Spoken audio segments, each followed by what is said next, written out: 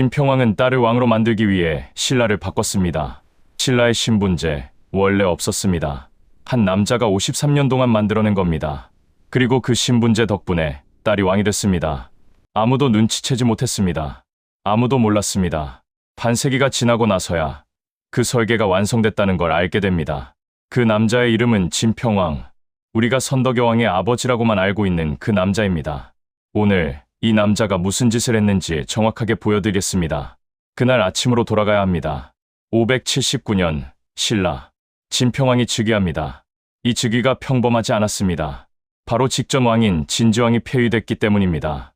귀족들의 결의로 쫓겨난 왕, 그리고 그 자리에 진평왕이 앉았습니다.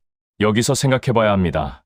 폐위된 왕이 자리를 이어받은 왕, 그 왕좌가 얼마나 불안했을까요? 진지왕의 피를 이은 후손들은 살아있었습니다. 언제든 왕위를 되찾으려 할 사람들이었습니다. 진평왕은 알고 있었습니다. 자신의 정통성이 완벽하지 않다는 것을, 그리고 아들이 없다는 것도. 그래서 그는 결심했습니다. 이 문제를 근본부터 해결하겠다고. 진평왕은 즉위하고 나서 이상한 일을 시작합니다. 자신의 이름을 확인합니다. 백정. 이건 석가모니의 아버지 이름입니다. 왕비에게는 마야부인이라는 이름을 붙입니다. 석가모니의 어머니 이름, 동생들에게는 백반, 국반, 석가모니의 삼촌 이름들. 처음 들으면 이상합니다. 왕이 자기 가족에게 석가모니 가족 이름을 붙인다는 게, 그런데 이건 우연이 아니었습니다. 이건 계획이었습니다. 이건 신라 왕실이 석가모니의 혈통과 같다는 선언이었습니다. 학계에서는 이를 진종설이라고 부릅니다. 이 선언이 무슨 뜻인지 아십니까? 신라 왕실은 신성한 혈통이다.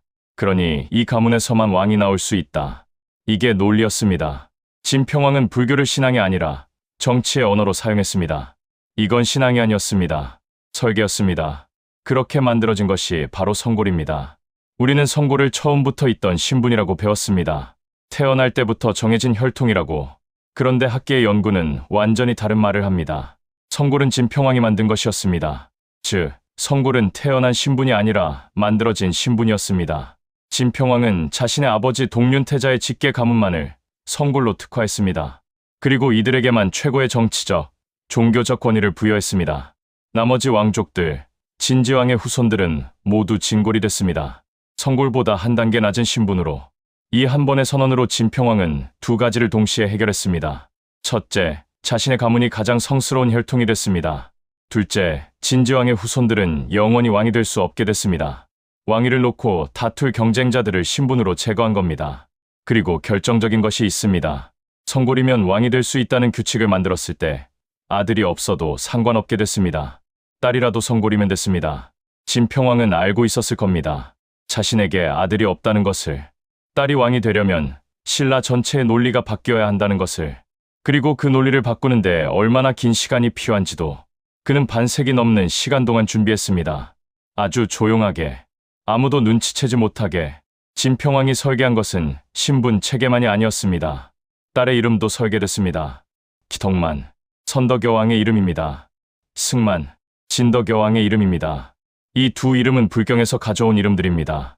덕만은 전륜성왕이 될 것이라는 예언을 받은 인물의 이름, 승만은 석가모니로부터 장차 성불할 것이라는 수기를 받은 여성의 이름. 단순한 불교적 이름이 아니었습니다. 태어나기 전부터 왕으로 설계된 이름이었습니다. 여기까지 정리해 보겠습니다. 진평왕은 자신의 가문을 석가모니 가문과 동일시했습니다. 그 가문에게만 성골이라는 최고 신분을 부여했습니다. 그리고 딸에게는 왕이 될 운명을 암시하는 이름을 줬습니다. 이게 우연이라고 생각하십니까? 632년, 진평왕이 죽습니다. 그리고 덕만이 왕위에 올랐습니다. 교과서는 이것을 이렇게 설명합니다. 성골 남성이 없어서 여왕이 즉위했다고. 그런데 이제 우리는 알고 있습니다. 성골 남성이 없었던 게 아닙니다. 성골 자체가 진평왕이 만든 개념이었습니다. 그리고 그 개념은 처음부터 딸이 왕이 될 수 있도록 설계됐습니다. 아들이 없어서 어쩔 수 없이 여왕이 된 게 아니었습니다.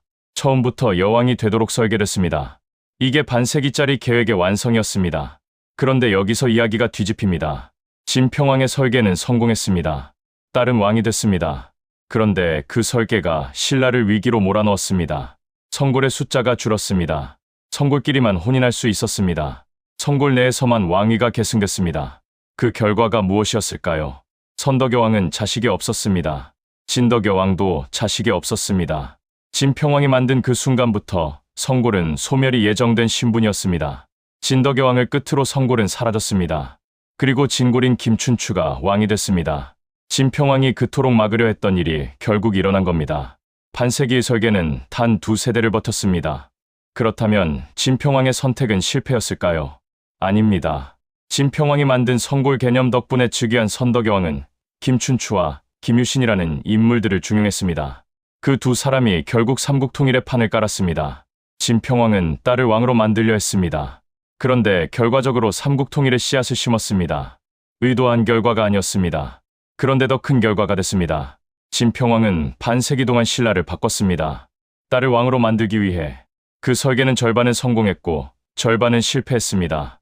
하지만 그가 만들어 놓은 판 위에서 역사가 움직였습니다. 그런데 오늘 우리가 기억해야 할 것은 따로 있습니다. 우리가 교과서에서 배운 성골이라는 신분은 처음부터 있던 것이 아니었습니다. 한 남자가 권력을 지키기 위해 만들어낸 이야기였습니다. 그리고 그 이야기가 1000년 넘게 사실처럼 전해졌습니다. 우리는 지금도 누군가 만들어 놓은 이야기를 사실이라고 믿습니다. 역사는 사실이 아니라 누군가의 설계일 수도 있습니다. 다음 편에서는 선덕의 왕 즉위 첫날로 들어갑니다. 왕이 된 그날, 그녀가 가장 먼저 한 일이 무엇이었는지, 그리고 그 선택이 왜 타협이었는지 들여다보겠습니다.